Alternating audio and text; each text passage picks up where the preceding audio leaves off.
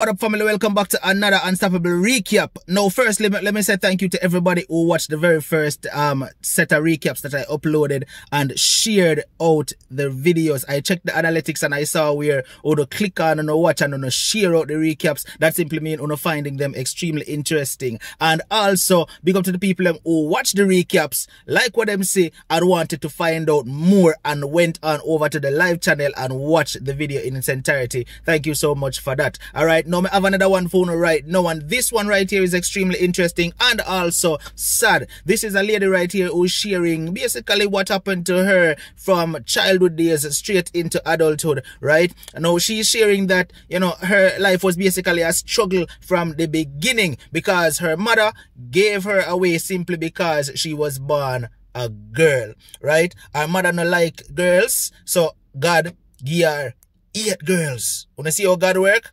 Her mother not like girl pitney, so God gave her mother 8 girls. But unfortunately, her mother gave her away, and since then she has been boxing from this place to that place, from this place to that place, and her life was a wreck. She was abused, she was molested, all type of things happened to her, and she's here right now sharing this one. So this is the short synopsis, so listen to what was shared. I was in grade 8 at this time, just the beginning of grade 8. And I went home and I saw another sister of mine. So my sister said to me, she started talking and she said to me that, she started talking about Waterford Secondary and said this is where she works. And she works in the canteen at Waterford. I'm like, whoa. I was enthralled. I couldn't take my eyes out of her mouth. Every word she talking about the children, the uniform and everything. And man, I just listened to every word. I want to go there. I said to her, can I go with you and go to your school? She said, before the question could finish, she said, yes. 2 days after, was ready, packed, and I went with her. I was so happy and unstoppable when I was driving up in the bus from country up to Kingston. All these dreams, and I could, the bus, people talking, I was just sitting down, looking at what I'm going to do in school. And I had everything planned. I'm going to get ready. I'm going to go to school. I'm going to do my work because I know what I wanted. Because all the stress that I've been through, I know I can do my schoolwork and I'm going to do it. What I'm going to do in school and all my plans. Got to her house. She came down and we took another bus. And I know that she was passing the school and she pointed and showed me that that's the school. And man, I was happy. I want to go to school. I want to go to school. I went into her house and her husband was all excited. Oh, yeah. And she told me, yeah, she's going to register me at school. Days go by, weeks go by, and I'm there. Remember, she has 2 kids, one 7 and one about 6. And every day they would go to school, they would come home. After school, I would be there. And I did not know that what I was there for, what she brought me from country to do was to watch her 2 children. Just to watch them when they come from school, there's somebody in the house. She had no plans sending me to school. Her husband would say things to me and it was rude. Okay. And he'd say things, keep saying things and the nasty things. He's not supposed to be saying those things to me. Till one day he said to me, I should call me into his room. She was in the kitchen cooking. She called me into his room. And he told me to pick up the towel from beside him. And the towel was on the same bed he was lying down. I reached over to pick up the towel. It's his penis that rubbing on me. This man would touch me places where he's not supposed to touch me. And I kept quiet. One day I was at the house. My sister said she's going to church. Somebody invited her to church. So just me, him, and the 2 kids. The kids were outside playing. He now was standing at the gate.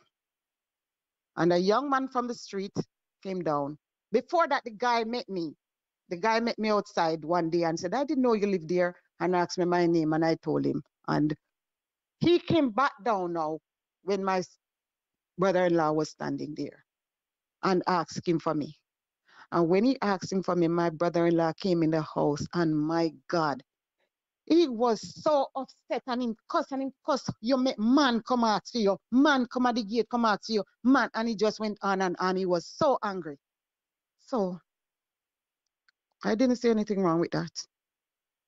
But he saw something wrong with that. And maybe God did that for a purpose. Anyways, my sister came in the middle of the night from church. And he woke and he told her, a man come ask your sister at the gate. She wasn't fussing at that time. But in the morning, I said to her, the reason why he's upset is because he's saying these things to me. He's doing, he wants me for himself. He doesn't want nobody to talk to me. And I started telling her everything. She said to me, well, as time stay and look everybody. All right. She packed me up. She said, get your stuff them ready. I'm going to send you away. She sent me to stay with my other sister. For my other sister, I should go to country. So I went over my sister's house, the other sister, living in some part in a Kingston. I went there. She said to me, the following day now, my same sister came back over to this other sister's house, and she beat the hell out of me. She burst my mouth. I was bleeding all over. And okay, fine. But for what Nobody reason did though? anything. For what reason? She just She come and was just beat you, beating me so? now, she was beating me, said I wanted her man. I wanted her man, her husband. I was 15. She said I wanted her husband. And I'm lying on him, but I wanted him. And she mentioned a name. I'm like some other girl that they knew as a friend who loved to feel every man body. That's what she said to me. I wanted him. And she beat the hell out of me. Okay. So I went back to she country. didn't even ask you any questions. She just come and just start beat you and say that, She so? came and she started talking. She started argument. She started arguing with me. And I said to her, he wanted me. He wanted me. And she's talking and she said, I wanted her man. I was there and I wanted her man. And she did not like me at all. She could not stand the sight of me. She couldn't. She couldn't handle it. And then when I was younger, because she sent me away and you know what? I kind of feel like she had good intention then when she sent me to live with my sister who was a teacher. I believe that. And I believe that she thinks now that this sister would help me, to become like somebody. Like the district we're in, there's nothing there. So she think now she's a school teacher. Oh yeah, you take your smaller sister with you. Make she become a teacher too. I don't know because nobody told me anything. I just find myself living with everybody, Mm. So So I can't, I don't your know. mother don't like girls, but God give her She did not eight. love girls. She God give did her not love, eight and then girls. she got eight Mm. girls. So her first son died, the first one, and she said, God, if you had taken all eight of the girl pitney them, me wouldn't mind. But just you should have just, this is what I heard that she told God, Oh. you know, all eight of them. She did not like eight kids, one behind the other, eight girls. And she did. And there's a stigma too, like when you have girls, because they denigrate girls like they're not good. They're just gonna breed up and nothing become of them. Meanwhile, the boys would, I don't know. There was something about the boys having the boys and versus having the girls. Because Mm. girls were seen as nobody. Because my sister would say, as soon as we get breasts, we have to left the yard. As soon as you have breasts, you better move out Mm. because they don't want you there. They don't like girl picnic. Because as soon as you have breasts, they feel like you're going to get pregnant and full up the yard with baby. So they think of girls as worthless. Nothing coming ever come out of girl picnic.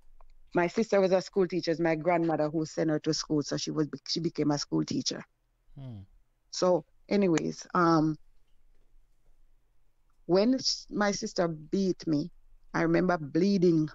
My mouth burst up and bleeding, and then swollen also. And then I got a couple of days after I got sent back to country. When I sent back to country, this is the worst time. Worst time. When I went there, All these children that I left there that were going to school are still going to school. Me, I'm not in school. I was not in school. So what happened now? I sent a letter to the not the vice principal, to the counselor at the high school. It was a secondary school then. Now it's a high school. I sent a letter to him and I said to him, I'd like to come back to school. And he said, and I explained everything in my letter. And he wrote back to me and said, we can't take you back. You need to come with a letter from the school that you were going and a letter from the doctor. I'm assuming that the letter would say that you weren't pregnant for a year, you know, because I understand they said bring a letter. That means to show, the letter would show that, because people could just leave and go and have kids and come back. So that's why they wanted the letter. Another thing, the school, they want me to bring a letter from that school I was in, else they cannot take me. I sent another letter and I said, I can't give you a letter from the school, but I can give you a doctor's letter. He said, no, it's important that you bring a letter from the school. I bawled, I cried. All these kids going to school again. I was in Waterford living and watching all these girls going to school, and I'm jealous of them. They go to school, they have every uniform, and now I'm back in the country, not going to school, watching people going to school. Oh my God. Anyhow, he said, no, you can't come. I had to stay home. And that's when my life just take, I don't know. I just became the mad person that they said I was. I wasn't not my normal self anymore. I couldn't go to school, and I know that I want to be in school and I couldn't go. And I sat around my mom. She cursed me every day. My father and everybody. I was nobody. I was a nobody there. So other than the And praying that you would pray for the bus to run over the bridge, right. you never attempted any type of suicidal acts or anything like that, right? No, I didn't know how to do any. I didn't know how to do it. I think about it, but what would I do? Okay, that's What good. did I do? Now I know that, yeah, you could have climbed up the tree and go jump. But that never came to my mind. Well, I'm glad it never came to That never mind. came to my mind. You I'm know? glad. But I was a nobody, and that's the point. I wanted, I just want to be in school. Just let me be in school. Why can't I be in school? I couldn't be in school. Okay? And I was just hanging out in the district, people talking about you. My mom cussing me. I'm just there not doing anything, walking barefoot everywhere I'm going, looking like a real mad person. And I start hanging out with an older cousin of mine. And then this guy who left from Kingston, he come down there to visit them. And he saw me, did not ask me for sex, took advantage. I got pregnant. And he would come every time. He would come there, and I would happen to be at my cousin because she's my older cousin. I'm hanging out at her house. And this is what happened. He would pull me anywhere he want to pull me, have sex. He gone about his business. So I got this baby with me now, pregnant. That, oh my God, my mom almost killed me. Anyways, I had the child, and people are gonna say to me now, this child is not gonna become anything, because everybody know that this man come from Kingston with his bad self. He's a bad person. I would never dream of being with somebody like that. And then I had the baby, pregnant, had the baby, had nothing, nothing. I was just there because I became nobody. I had the baby, and my mom helped me. And when she helped me, she cursed me every turn. My sisters, they did not even care. Nobody look at me. And people would tell me that my baby won't become anything. And I had the baby now. The baby look exactly like the father, and they talk to me, tell me everybody see the child who thinks that the child is going to be a bad child because how the father is. And then I said to myself, it's not going to happen, you know. It's not going to happen. I'm going to take care of my kid. And a schoolmate of mine came. And one day I was sitting on the veranda, and he said to me, don't have any more children, because I have a friend that is gonna, I wanted to see, to meet, but don't have any more kids down here. I said, no, I don't have nobody to have kids with either. So he said the guy live in Kingston. So I went up there to visit a sister of mine, another sister. And then I met the guy that he was telling me about, the friend from a schoolmate, the schoolmate when I was in high school there at Trelawney. Mm-hmm. I saw him in Kingston and he told me about the guy. And then I met both him and the guy one day. That guy is now my husband. Anyhow, um, the problem went on and on and on and on and on. I live with him now. I got pregnant again.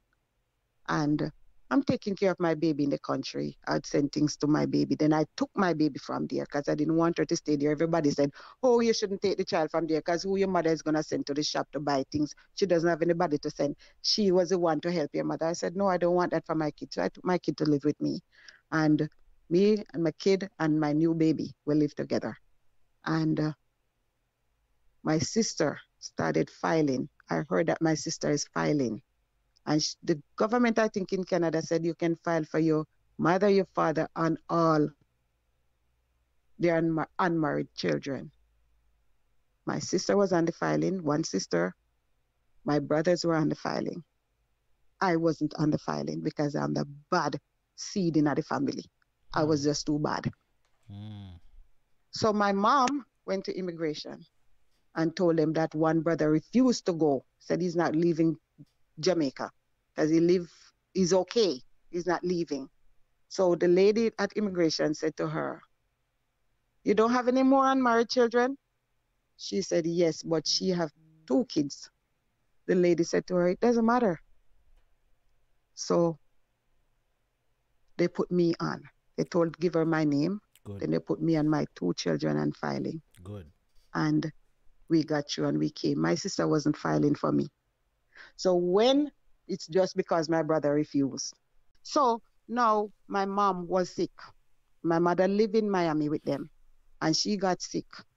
And when I went there, because I had a nephew that killed himself, so I went to funeral. And when I went there, my mom said to me, "I want to go home and look at." No, she said, Look how I want to die, and this kid just get up and kill himself." So I said, "Don't say you want to die." She said, "Yes, I want to die. And when I die, I want to go home. Before I die, I want to go home." So me, unstoppable, me seeing like hearing her and being the nurse that I am, I understand. And I said, "Okay, if you want to go home, well, you talk to anybody else?" She said, "No." When she took sick, they started collecting money in the States to bury her. Like before she died, they started collecting money for her funeral, to pay the funeral home and to pay this and to pay the burial. And I called and I said, "No, you're not going to send her to school. You're not going to bury her over there. She want to go to Jamaica." So when I called my sister, who is a teacher, she said to me, "No, she's going to be buried here." I said, "If she buried here, I'm not coming to funeral. Who wants you at the funeral anyways?" And unstoppable, I'm telling you, I can't tell you the words that I tell this woman. Hmm. I cuss her out. I cuss her out. Anyhow, somebody said you should not cuss her out because everybody's feeling sorry for her now. She's really a nobody right now. She was a school teacher in Jamaica. She live in the States. Who is she? Nobody. Okay? So the person that they have me as nobody, now they become nobody. I'm serious. Okay, so anyhow, I said, let my mom go home. They decided, okay, if you want her home, buy her ticket and send her home. I bought the ticket immediately and sent my mom home. They sent her down. I went down and I showed my sister-in-law how to care for her, how to transfer her from bed to chair to bathroom, wash her, put her in her wheel. I bought a wheelchair. And I said, put her in, recline it. This is how you do it. I bought stuff. I bought diaper, everything, and took down. Took her to the doctor down there. They said her blood is low. They give her blood, everything I kept doing. Funeral day, I'm responsible for the funeral Hmm. because I wanted her down there. And I said, of course, I'm going to do it. And I buried her right beside her husband. Sound like you turn out to They be the had head cornerstone. the head upon Hmm. top of her, believe me, Hmm. I buried her. When I saw her, how sick she was on the bed, and she said, she called my name, and my husband was there, and we did it. And I Hmm. said, this is what you want. You want to be here because you love your sons. and they want to keep you from your sons, but that's what you love. So you're going to get it. So because they claim that when she died here, the sons will go to the States to see her. But how are you going to go to the States? Do they have visa? No, they don't. All right, so that's the short synopsis right there, family. Here we go on. If you want to watch the full thing, if you found it interesting, there is a lot more to the story. All right, but remember, this is just a short recap of what was shared. So if you want to watch the full thing, the link is in the description of this video right here. Click the link, go on over and watch the full video. All right, trust me, there is a lot more that she shared. All right, once you go over there, remember, hit the subscribe button and also hit that notification bell. And remember to subscribe to this channel as well. All right, big up yourself and thank you for the support. See you in the next Unstoppable Recap. Unstoppable.